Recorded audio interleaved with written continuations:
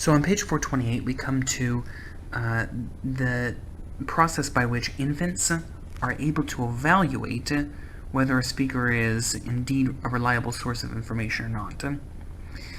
The reason this is important is that infants are more apt to learn from somebody who adopts a pedagogical stance, but not always is somebody who adopts the pedagogical stance a competent or reliable or knowledgeable person.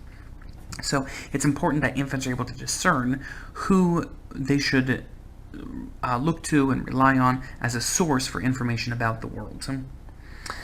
So here's how that sort of happens. One of the major components of understanding infants' ability to process from a speaker whether they're a reliable source is communicative intent.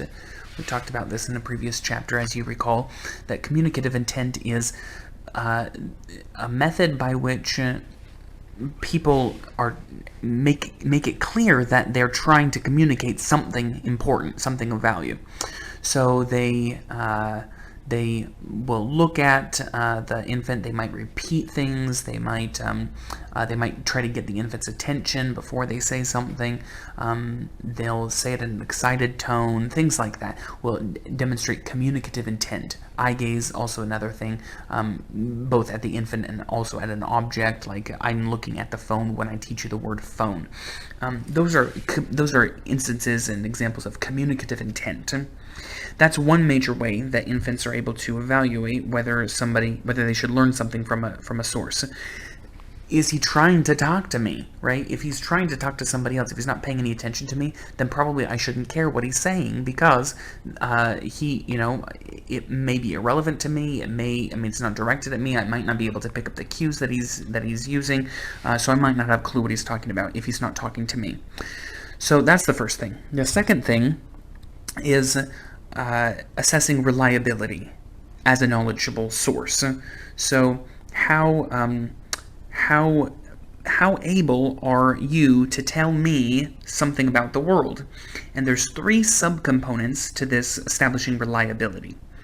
The first one is establishing confidence. The example that's given here on page 428 and 429 of the text is an example where one person interacts with an infant, one adult experimenter interacts with an infant, and establishes confidence that in the infant, so that the infant will realize I am a knowledgeable source. The way this is done is that a 3 or 4-year-old child hears a recording on an answering machine from some person named Birdie, and Birdie asks, "Will you please send my blanket?" The experimenter looks at the toys and says, "I've seen Birdie play with these a lot. I'll show you what this one does. I've seen all these toys before." And so this expert has just established that he knows about these unfamiliar things. He then says, "I really like to help my friend Birdie, and I know just which one's her blanket. It's this one." So she's established confidence that in the infant, that I know about these toys, I know what they do, I know the name of each one, and I know that this is the blanket. So let's put this, the next thing is, they say, "Will you put this blanket into the mailbox?" And then says, "Now, good, now Birdie will get her blanket." Alternatively, there's a condition where an experimenter interacts with an infant who seems unknowledgeable about the toys that are there. Birdie asks for the toy, and the experimenter says, "I've never seen Birdie play with these. I wonder what this does. I've never seen these toys before." And they start tentatively playing with the toys, and then they pretend to discover their function and learn how the toys work. And then in response to the message to get the blanket, the experimenter will say, "Maybe it's this one. Maybe this one's her blanket. Could you put it in the mailbox to send to Birdie?" And then once the child does that, then the experimenter says, "Good. Now maybe Birdie will get her blanket."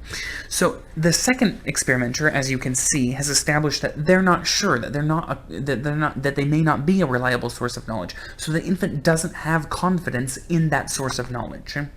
So that's an example of the first way that infants can establish, that you can establish reliability in the infant's mind. The second way is to establish expertise. So for instance, this might the example given in the text here is if a person has reliably said that the accurate and true names of objects that the infant already knows, like if they call a duck and they call a shoe, then the infant will have confidence that this is an expert about things in the world. They'll believe the things that expert says, and they'll learn new words from that person. However, if a person calls a phone a shoe or calls a duck a dog, then it's unlikely that the infant will learn a new word from that person, because that person has established the fact that they're not an expert, that they don't know what's going on. And the third way that speaker can establish reliability in the mind of the infant is to be similar to the child.